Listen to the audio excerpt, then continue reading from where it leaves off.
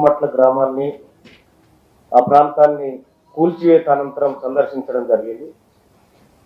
ఆ తర్వాత అంబేద్కర్ భవన్లో, ఆ తర్వాత ఇంకా వేరే చోట్ల ఉన్నటువంటి నిర్వాసితులుగా అక్కడ ఉన్నటువంటి వాళ్ళు ఎవరైతే ఉన్నారో వాళ్ళని కూడా కలవడం జరిగింది. ఈ కార్యక్రమం అయిపోయిన తర్వాత అందులో చాలా మంది బాధలు, వాళ్ళ గాథలు విన్నాను. కొంతమంది ప్రభుత్వం తప్పు చేస్తుందని, కొంతమంది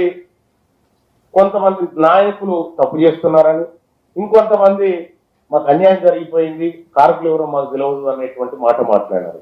ఈ కన్ఫ్యూజన్ అన్నిటితోటి ఇక్కడ కార్యక్రమం అయిపోయింది. కలెక్టర్ గారికి ఒక రిప్రజెంటేషన్ ఇస్తూ అందులో నేను ఒక పాయింట్ మెన్షన్ చేసిన, నాకు అర్థమైన కాడికి ఇది ఒక ముఠా నడుస్తూ ఉంది. ఇక్కడ ఈ భూమాఫియా ఒక ముఠా నడుస్తూ ఉంది. ఈ ముఠా పైన పీడీ యాక్ట్ నమోదు చేసి చర్యలు తీసుకోండి అని చెప్పడం జరిగింది ఆ రిప్రజెంటేషన్ లో. సేమ్ టైం అక్కడ బాధితులతో మాట్లాడొచ్చి వాళ్ళకు కూడా ఒక ప్రజాప్రతినిధిగా భరోసా ఇచ్చి, అమ్మ మీ భూములు ఎక్కడికి పోవు, ప్రభుత్వంతో మేము సీరియస్ గా ఫైట్ చేయడానికి సిద్ధంగా ఉన్నాం, మీ భూములు మీకు ఇస్తామని ఆ రోజు వాళ్ళందరూ కూడా చెప్పడం జరిగింది. అదే విధంగా ప్రభుత్వానికి రిప్రజెంట్ చేస్తాం. తీరా ఈ కార్యక్రమం అయిపోయింది, భోజనం చేద్దామని ఇక్కడ రామాలయం దగ్గర నేను మా జానయ్య గారు అందరం కలిసిపోయాం.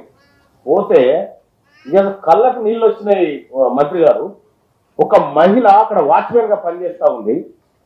వాళ్ళ కొడుకు అంటే ఆయన మానసికంగా వికలాంగుడైనడు, నిలబడలేకపోతున్నాడు. ఆ చెట్టు కింద మేము భోజనం ఏర్పాటు చేసుకొని తింటుంటే, సార్ మీరు అక్కడికే వచ్చిరా సార్ అంటే అవునని చెప్పిన. సార్ నా దగ్గర ₹1,00,000 వసూలు చేశారు సార్. ఎవరంటే ఆమె పేరు ఆయన పేరు ఎవరు, ముడిగ రామయ్య అనట.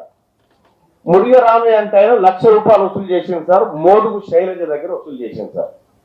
పాపం ఆ తల్లి ఆ కొడుకు వైద్యం చేయించుకోలేని స్థితిలో అక్కడో ఇక్కడో కాల్లో వీళ్ళో పడి ఆ డబ్బులు తీసుకొచ్చుకొని కట్టుకుంటే ఆయన ఏం చేశారంటే, ఈ ముఠాలోని సభ్యులు మీరు రేకులు తెచ్చుకోండి, రేపు అలాట్ చేస్తున్నామని చెప్పి రేకులు ఆడేస్తే అలాట్మెంట్ పక్కకు పెడితే అధికారులు వచ్చి ఆ ఉన్నవి కూడా కొడితే ఆ రేకులు కూడా పగిలిపోయాయి. పాపం ఆ తల్లి ఫోన్ నెంబర్ లేదు నా దగ్గర, కానీ ఉంటే మాత్రం నేను గౌరవ మంత్రివర్యులకు చెప్తా ఉన్నా, ప్రత్యక్షంగా ఆమె గోస చూసినా ఆవిడ కూడా ఒక లాంటి ఇవ్వాల్సిందిగా మీ అందరినీ రిక్వెస్ట్ చేస్తా ఉన్నా. అలాగే సార్, ఈ ఖమ్మం జిల్లాలో ఎవరైతే బాధితుల చెరలో దిక్కినటువంటి వాళ్ళు ఎవరైతే ఉన్నారో, బాధితులు ఎవరైతే ముఠాలు మీకు న్యాయం గుర్తుపెట్టుకోండి. ముఠాలు నా కాడ చాలా ఎవిడెన్స్లు ఉన్నాయి. ఎవరెవరు ఎంత డబ్బులు కట్టారు ఏం కథ అనేటువంటి ఎవిడెన్స్లు నా దగ్గర చాలా ఉన్నాయి. చూసిన తర్వాత నేను క్లియర్ గా అనుకున్న, ప్రజల్ని మోసం చేసేటువంటి ఒక అసాంఘిక శక్తులు ఇక్కడ ఉన్నాయి, వాటి భరతం పట్టాలని చెప్పి గౌరవ కలెక్టర్ గారికి కూడా నేను రిప్రజెంటేషన్ ఇచ్చిపోయినా.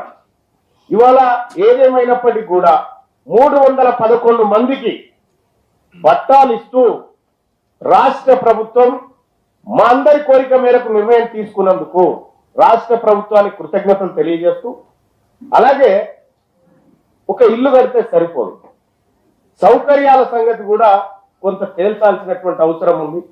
అక్కడ బడి ఉండాలి, ఓ పార్కు ఉండాలి, రోడ్లు ఉండాలి, మౌలిక వసతులన్నీ త్వరితగతిన పూర్తి చేస్తే బాగుంటది అనేది ప్రభుత్వాన్ని విజ్ఞప్తి చేస్తూ, సార్ మరి ఇంకా కొంతమంది మిగిలిపోయినారు, వాళ్ళకు రాష్ట్ర ప్రభుత్వం ఇప్పుడు 311 మంది పేరు చెప్పిన వాళ్ళు, మిగతా వాళ్ళ పేర్లు ఏ స్కీమ్ కిందకి తీసుకొస్తారు, వాళ్ళని ఎట్లా లబ్ధిదారులుగా చూపెట్టదలుచుకుంది ప్రభుత్వం అనేది కూడా చెప్తే బాగుంటుంది సార్. ఎందుకంటే వాళ్ళు కూడా ఈ ముఠా చేతులు అక్కడో ఇక్కడ మోసపోయినటువంటి వాళ్ళు కాబట్టి వాళ్ళకు కూడా మిగతా లబ్ధిదారులకు కూడా న్యాయం జరగాల్సినటువంటి అవసరం ఎంతైనా ఉంది. ఇక ఈ భూదాన్ భూములకు సంబంధించినటువంటి అంశంలోనే కాదు సార్, చాలా భూములు పేదవాళ్ళు అక్కడో ఇక్కడో గుడి చేసుకుంటే కొద్దిగా కఠినంగా వ్యవహరించకూడదు, ప్రభుత్వం చూసి చూడనట్టు పోండి. ఇప్పుడు అక్కడ గుడిసో ఇల్లు సిమెంటో కూలగొడితే ఆ నష్టం అయిపోయా, ప్లస్ ఇప్పుడు మళ్ళీ ఇప్పుడు ఇందిరా మిల్ల కింద 5 లక్షల రూపాయలతో అక్కడ ఇల్లు పూర్తి కాదు. మంత్రి గారు దయచేసి దీన్ని స్పెషల్ కేసు కింద పరిగణించైనా సరే లబ్ధిదారులకు కొద్దిగా ఎక్కువ అమౌంట్ వస్తే మీరు ఇచ్చేటువంటి ఫ్లాట్ లో కూడా ఒక అందమైన కాలనీ 3 మంత్రులు కలిసి ఇప్పుడు శంకరుని కనుక త్రినేత్రం ఉన్నట్టుగా ఈ ఖమ్మానికి త్రినేత్రులాగా మీరు మంచి ఇల్లు కట్టించి ప్రభుత్వమే లబ్ధిదారుల చేతుల్లోకి అనా పైస కూడా కలగకుండా మీరు ఒక హామీ ఇస్తారేమో అని వాళ్ళందరి తరఫున తమరికి రిక్వెస్ట్ చేస్తా ఉన్నాం సార్. లబ్ధిదారులారా, ఆ రోజు మీ దగ్గరకు వచ్చి మీ అందరికి దండం పెట్టి చెప్పినాం మీ భూములు ఎక్కడికి పోవాలి. ఇవాళ ఇదే కార్యక్రమం పట్టాల పంపిణీ కార్యక్రమం దగ్గరికి వచ్చినాం. ఇంకా ఏ కష్టమైనా నాలాంటి వాళ్ళకి కానీ మంత్రులకు కానీ ఎవరికైనా ఓపెన్ గా చెప్పుకోండి, కానీ మధ్యవర్తులను సంప్రదించకండి. ఇది నేను చెప్పదలుచుకున్నట్టు అంశం. Thank you sir.